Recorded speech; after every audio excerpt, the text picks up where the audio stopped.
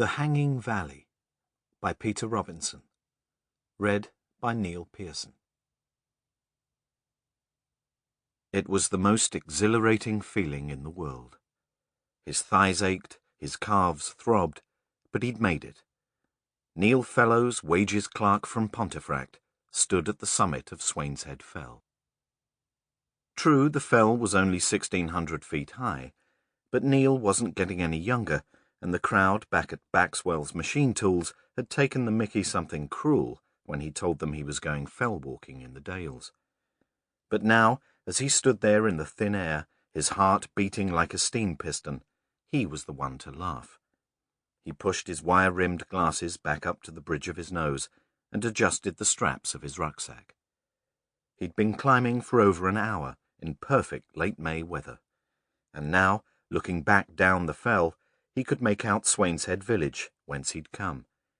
He easily picked out the whitewashed front of the White Rose Inn, founded 1605, and across the beck the lichen-covered roof of the Greenock guest house, where he'd spent a comfortable night.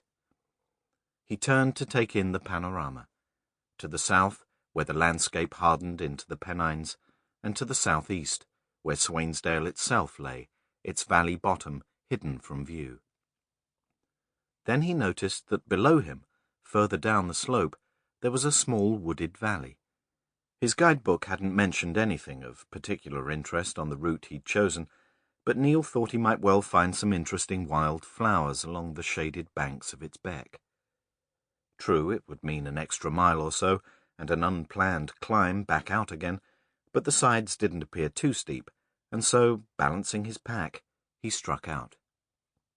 Soon, the rough tussocks underfoot gave way to springier grass, and when he entered the woods, bluebells swayed in the breeze, and the smell of wild garlic filled his nostrils, making him feel light-headed. He heard the beck before he saw it between the trees. It made a light, bubbling sound, joyful and carefree, and he felt the valley had a truly magical quality. He eased off his rucksack and laid it on the grass as, in the woods across the water, he noticed a wild flower, about a foot high, with red-brown sepals and pale yellow petals. It could be a rare lady's slipper orchis. He decided to have a closer look. The beck wasn't wide, and there were plenty of stepping stones. But as he neared the flower, he became aware of another smell, harsher and more cloying than the garlic. He wondered what it could be. Close to the flower, which definitely was a lady's slipper, some branches lay on the ground, blocking his way. He started pulling them aside. But he didn't get very far, for there, under a makeshift cover, lay the source of the smell, a human body. In the instant before he turned to vomit into the shrubs, Neil noticed two things: that it had no face, and that it seemed to be moving.